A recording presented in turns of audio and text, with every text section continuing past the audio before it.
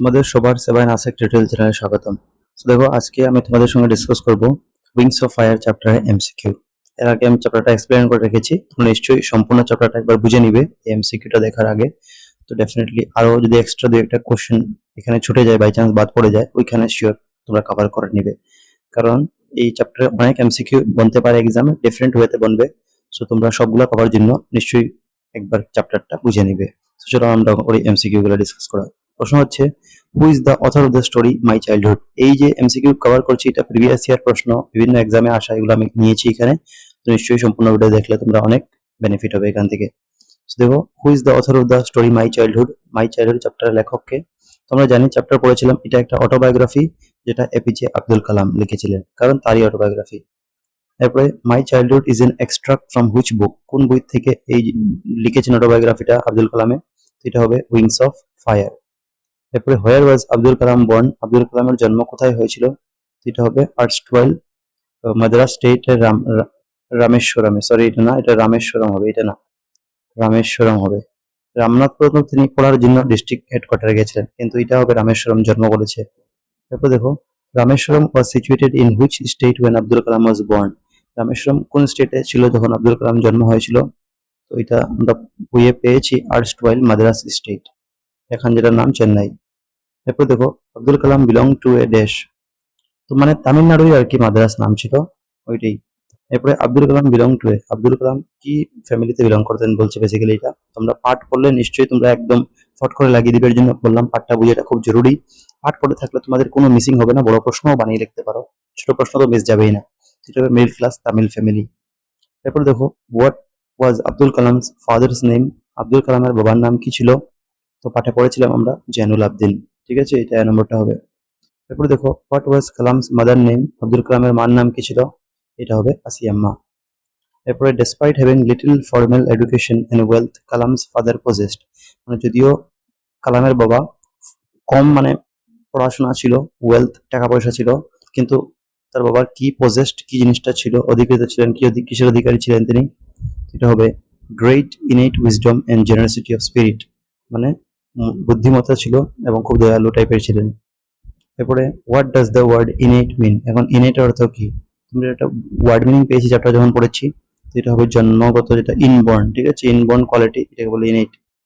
What kind of childhood did Kalam have, কালামের বাল্যকালটা কিরকম ছিল, এটা হবে very secure both materially emotionally, বস্তুর দিক দিয়ে আর মানসিক দিক দিয়ে একদম ভালো একটা চাইল্ডহুড ছিল।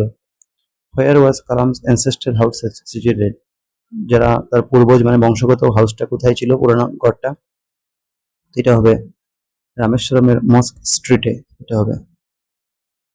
তারপর দেখো নেক্সট কোয়েশ্চেনটা,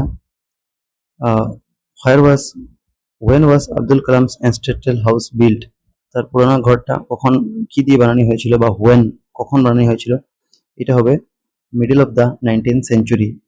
ঠিক আছে, 19 শতাব্দীর মাঝখানে।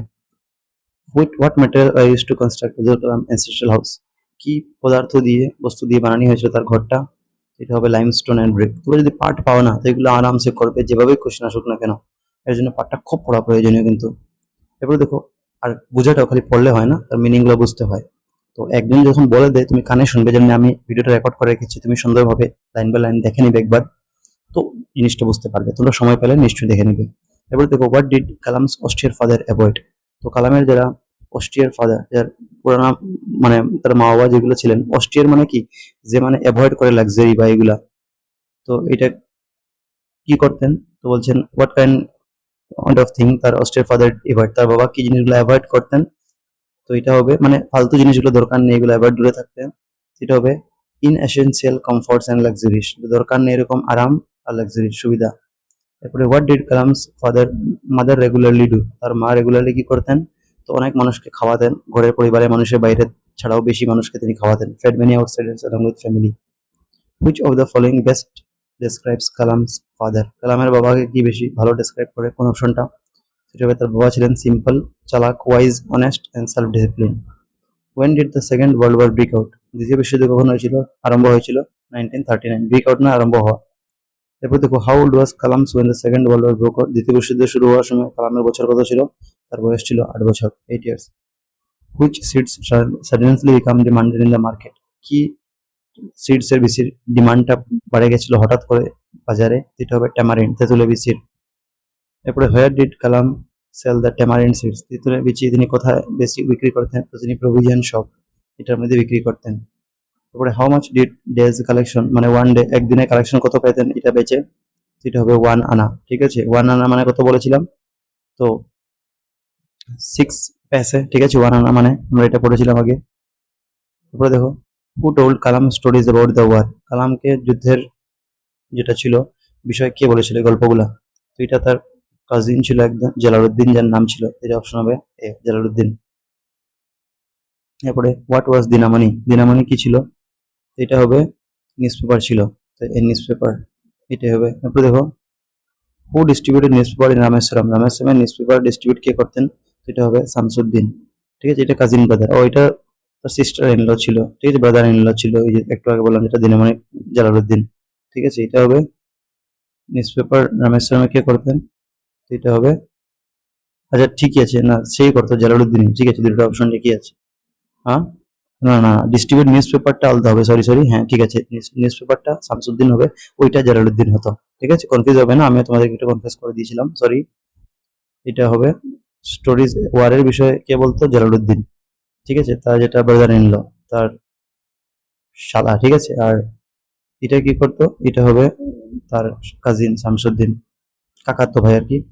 এরপর দেখো how did Kalam earn his first wages, প্রথম ইনকামটা কিভাবে করেছিল, পারিশ্রমিক যেটা, যেটা হবে বাই হেল্পিং শামসুদ্দিন, তার কাজিন যেটা চাচাতো কাকাতো ভাই শামসুদ্দিনকে নিউজ পেপারের বান্ডাল ক্যাচ ধরতে সাহায্য করতেন এটার মধ্যে।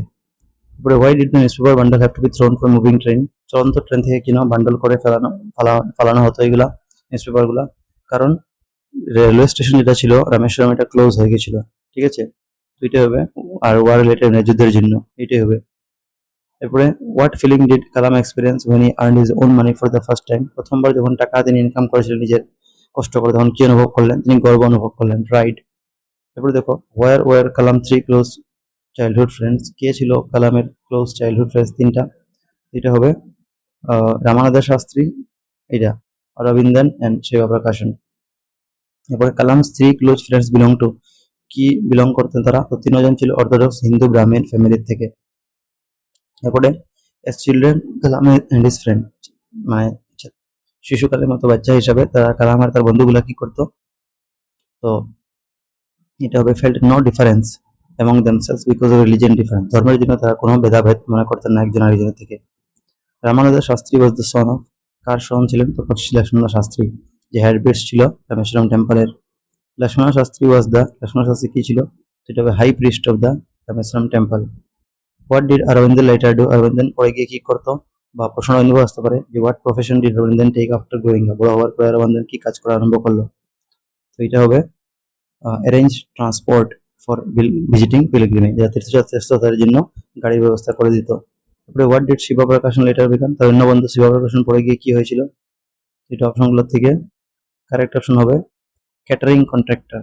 ঠিক আছে, এটা হবে a catering contractor for the southern railways.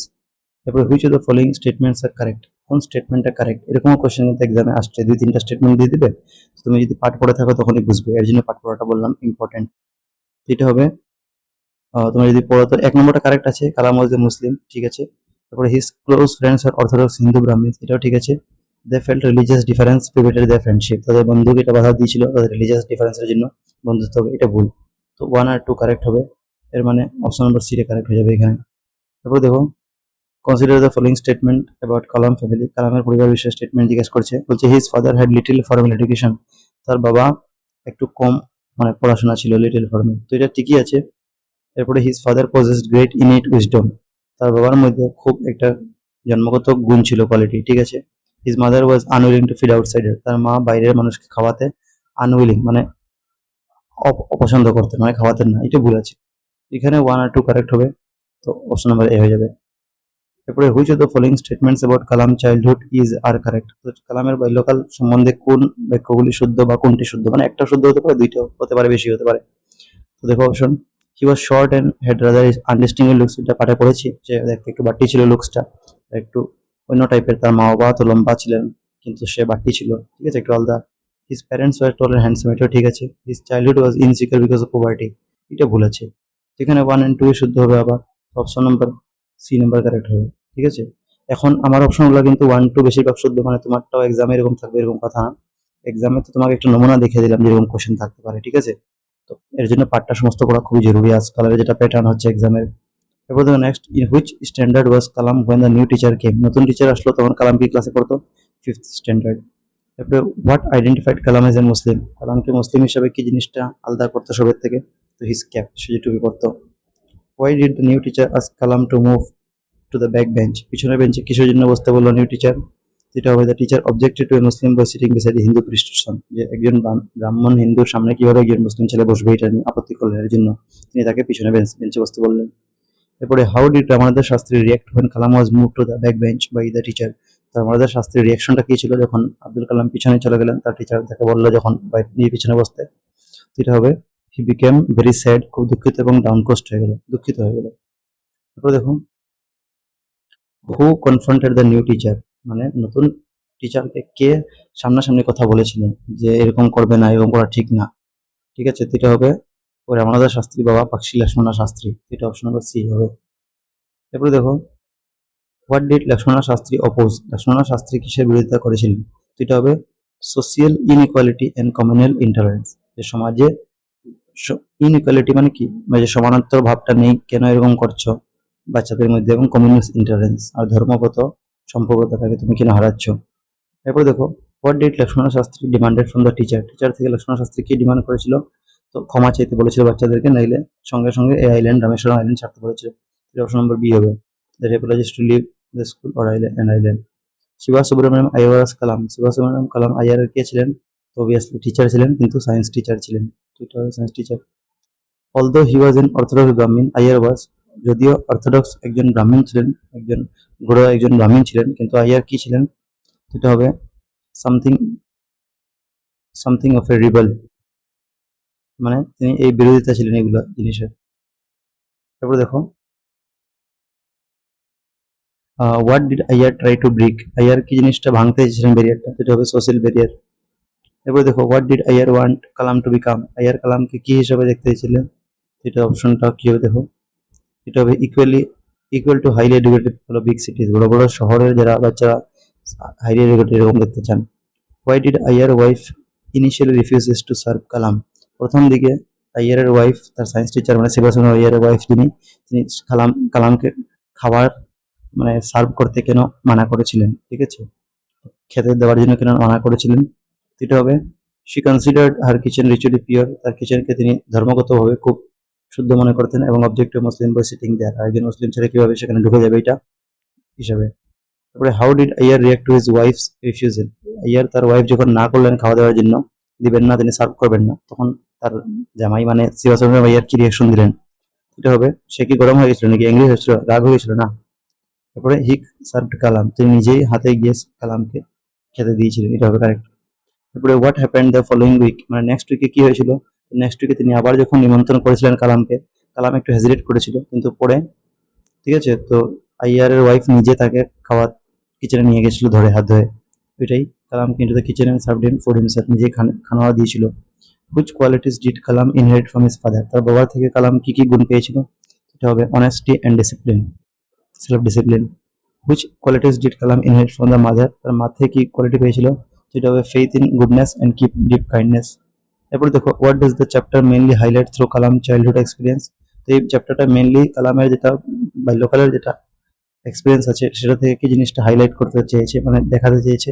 এটা হবে the value of communal harmony equality education, তো কমিউনাল হারমোনি এডুকেশন আর এটা কিভাবে ইকুয়ালিটি আছে। Which is the correct chronological order, দেখো এগুলো এক্সামে আসে, এর জন্য বললাম পাঠটা পড়া খুব জরুরি, সবকিছু বুঝতে পারবে তুমি নির্দিষ্ট অর্ডারে, কোনটা প্রথম হয়েছে কোনটা সেকেন্ড। কারণ হঠাৎ করে পাঠ না পড়ে গেলে তোমাকে যদি বলে এটা সাজাও আগে পিছিয়ে কোনটা আগে কোনটা কোনটা পড়ে, পারবে নাকি না, তো পাঠটা পড়ার জন্য জরুরি।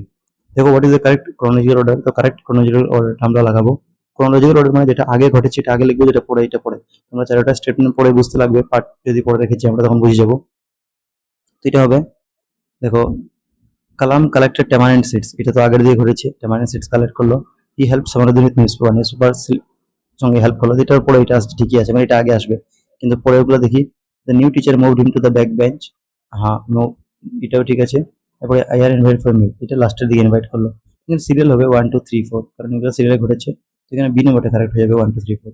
এখন এই অপশনে সিরিয়াল দেওয়া আছে, তোমার এক্সামে হয়তো উল্টা পাল্টা থাকবে, প্রথমটা লাস্টে ঢুকিয়ে দিবে, তোমাকে বুঝতে হবে তখন পড়ে যে কোনটা আগে ঘটনা আছে। এর জন্য পার্ট যদি পড়ে থাকো নিশ্চয়ই বুঝে যাবে। এবার দেখো arrange this events in the correct order, এটাও কারেক্ট অর্ডার সাজাতে বলেছে। দেখো এখানে আমরা যদি দেখি, আইয়ার সার্ভ কালাম হিমসেলফ, নিজেই আইয়ার তাকে খানি দিয়েছিলেন খাবার জন্য। Iyer wife refuse to serve, এটা প্রথম হয়েছিল এর আগে, যে সে না করলো, দিবে না তাকে। তারপরে আইয়ার ওয়াইফ লেটার সার্ভ, পরে আবার দিয়েছিল, কিন্তু পরে হয়েছে। Iyer invited Kalam for a meal, প্রথম তো ইনভাইট করলো, এরপরে তো খাওয়া শুরু হবে, তো 4 নম্বর আগে আসবে। তো কোন অপশনে 4 নম্বর আছে? এটাতে 4 নম্বর নেই, লাস্টের রাত নেই, এর মানে অপশন বি বা সির মধ্যে একটা আছে। তো দুটোটা 4 আছে। এবার সেকেন্ডটা দেখো, এখানে 2 বলছে, এখানে 1, তো 2টা পড়বো, তো বলছে রিফিউজ টু সার্ভ কালাম, সে কালামকে খানি দিতে বারণ করলো, এটাই নেক্সট হবে। এর মানে অপশন নম্বর এখানে বি হবে, তোমার মিলিয়ে দেখবে তো, ঠিক আছে? অপশন নম্বর বিটা কারেক্ট করে যেগুলো অর্ডার হয়ে যাবে। এবার দেখো অ্যাজারশন, আর এটা নতুন টাইপের কোশ্চেন, সব টাইপের কোশ্চেন এমসিকিউ নিয়ে এসেছি। বলছে Kalam was move to the back bench by the new teacher, নতুন টিচার তাকে ব্যাক বেঞ্চে নিয়েছিলেন, শুদ্ধ আছে। The teacher believe that a Muslim boy should not sit beside Hindu Christian, এটাও ঠিক আছে। এ মানে both A and R are true, and A is the correct explanation of R, ঠিক আছে, এটাই হবে সি নম্বরটা। এবার দেখো এটা বলছে Shiva Subramaniam Iyer wanted to break social barrier ভাঙতে চেয়েছিলেন, ঠিকই আছে। He believe people from different background should mingle easily, different ব্যাকগ্রাউন্ডের মানুষ একসঙ্গে আসতে পারে, মিলতে পারে, এটাও ঠিকই আছে। তার মানে এখানে এ নম্বরটা কারেক্ট হবে, both A and true and R correctly explain A. তারপরে দেখো আরো, Kalam father encourage him to leave Rameswaram, যে কালামের বাবা বললেন যে তুমি হ্যাঁ ছাড়তে পারো, ঠিক আছে, তাকে উৎসাহ দিলেন, ঠিকই আছে। He believe that children must eventually leave their nest to grow, এটাও ঠিক আছে। নেস্ট মানে পাখির ভাষা, কিন্তু এখানে মানুষের ভাষা বলছেন, যে নিজের ঘর বাড়ি ছেড়ে যেতে হয় বাচ্চাদের পড়ার জন্য, ঠিক আছে। তো দুটোটাই কারেক্ট আছে, মানে এখানে option number D, both and R true and R is the correct explanation. 60 নম্বর দেখো, the image of him weeping when I shifted to the last row left a lasting impression on me. Who is in him? Who is him in the above text? একটা sentence দিয়ে বলছে যে এখানে হিম বলতে কাকে বোঝানো হয়েছে। দেখো এরকম প্রশ্ন এক্সামে আসে, সেটা হবে রামানুজার শাস্ত্রীকে বলাচ্ছে, ঠিক আছে। আমরা বুঝতেও হবে লাইনটা পড়ে। Why was Ramanujar Shastri weeping, কেন রামানুজার শাস্ত্রী কাঁদছিল? কারণ he was deeply hurt by the separation caused by religious discrimination, সেটা খুব দুঃখ হয়েছিল যে কিভাবে ধর্মগতভাবে একজন থেকে আলাদা করা হচ্ছে, ওইটি যে টিচার তাকে আলাদা করেছিলেন। Once you decide to change the system such problems have to be confronted, এটা কে বলেছিলেন? ওরা পার্ট যদি পড়ে রেখেছো নিশ্চয়ই বুঝবে, এটা শিবা সুব্রমণিয়াম আইয়ার বলেছিলেন এই কালামকে, যখন তার বউ খাইয়ে দিতে মানে আপত্তি করেছিল, তখন শিবা সুব্রমণিয়াম আইয়ার। এবারে what does confronted mean in his context, confronted মানে কি? এখানে যে শিবা সুব্রমণিয়াম কনফ্রন্টেড বলে, এর অর্থ কি? তো কনফ্রন্টেড অর্থ হবে ফেসড ডাইরেক্টলি ফেস করা বলে কনফ্রন্টেড, মানে face to face. What does erstwhile mean, erstwhile মানে পুরানো, ফরমার হবে। তারপরে দেখো হোয়াট ডাজ অস্টিয়ার মিন, এখন অস্টিয়ার ফাদার বলেছিল, বলেছিলাম simple and avoiding unnecessary comfort, যেগুলো দরকার নেই এরকম সুখ গুলাকে ত্যাগ করা আর সাধারণ মানুষ খুব, ঠিক আছে, অস্টিয়ার। হোয়াট ডাজ ডাউনকাস্ট মিন, ডাউনকাস্ট মানে পৃথিবীর সঙ্গে জড়িত একদম, এটা অবশ্য পৃথিবীর সঙ্গে জড়িত হবে না, এখানে স্যাড হবে, ডিপ্রেসড, দুঃখিত, চিন্তিত। তারপরে what does princely sum mean, princely sum মানে মোটামুটি সব মিলিয়ে টোটাল, এটা হবে কনসিডারেবল অর জেনারেস অ্যামাউন্ট, ঠিক আছে, এটা মোটামুটি একটা অ্যামাউন্ট। তারপরে দেখো হোয়াট ডাজ মিঙ্গল মিন, মিঙ্গলের অর্থ কি হবে? মিঙ্গলের অর্থ হবে মিক্স অর ইন্টারেক্ট। তারপরে দেখো why is the incident involving the new teacher important to the theme of the chapter, নতুন টিচারের সঙ্গে যে থিমটা হয়েছে, ঘটনাটা, এটা কিসের জন্য ইম্পর্টেন্ট এই চ্যাপ্টারের জন্য? এটা হবে, এটা দেখাচ্ছে it shows religious discrimination can be challenge and change, religious ডিসক্রিমিনেশনকে চ্যালেঞ্জ করা যায়, এটা পরিবর্তন করা যায়, ধর্মগতভাবে পার্থক্য এটাকে। তারপর দেখো what is the strongest message conveyed by Iyer action, Iyer অ্যাকশনটা কি মেসেজটা কনভার্ট করেছিল, ঠিক আছে। তো এটা হবে অপশনগুলো পড়ে দেখছি, এটা হবে courageous action can challenge social prejudice, যে কোনো সাহসগত কাজ করবে তখন তোমার সমাজে যেটা প্রেজুডাইস, একটা উঁচা নিচার ভেদভাব আছে দূর করতে পারবে, বা নাকচ সিস্টেমটা। বলতে 71, why does Kalam remember earning his first wages even after half a century, তো 50 বছর পরে কিভাবে কেন কালাম মনে করছেন তার প্রথম আর্নিংটা? এটা হবে it was his first experience of personal earning and giving strong sense of pride, এটা পেয়ে তিনি গর্বিত হয়েছিলেন প্রথম, যেহেতু তার ইনকাম ছিল এর জন্য। পার্সোনাল আর্নিং মানে নিজের নিজের মানে দমে বা নিজের মেহনতে আর্নিং করা, এটাই। এরপরে দেখো, what does Kalam's father seagull comparison suggest? তো কালামের বাবা কেন সমুদ্র পাখি যে সিগাল, এটা কম্পারিজন সাজেস্ট করেছিলেন, এটা কি সাজেস্ট করে, কি বোঝায় তার কম্পারিজন তার বাবার? এটা হবে, children need freedom to grow and develop independently. বাচ্চাদের আজাদি চায়, ফ্রিডম চায় তো গ্রো বড় হতে এবং ডেভেলপ নিজেই বিকাশ শিক্ষিত পুরুষ হয়ে উঠবে ইন্ডিপেন্ডেন্টলি, স্বতন্ত্রভাবে। ঠিক আছে, এরপরে দেখো লাস্ট একটা কোশ্চেন আছে, during the second world war which countries were referred to as the allied force in my childhood? তো অ্যালাইড ফোর্স বলতে কোন কোন দেশকে বোঝানো হয়েছে? আমরা পাঠে পড়েছি, তো সবগুলো জিনিস পড়েছিলাম। এটা হবে UK, USA and Russia, option number সিটা। ঠিক আছে, এরপরে ভিডিওতে আমরা লং কোশ্চেন ডিসকাস করবো। Thank you for watching. যদি ভালো লাগে লাইক করবো।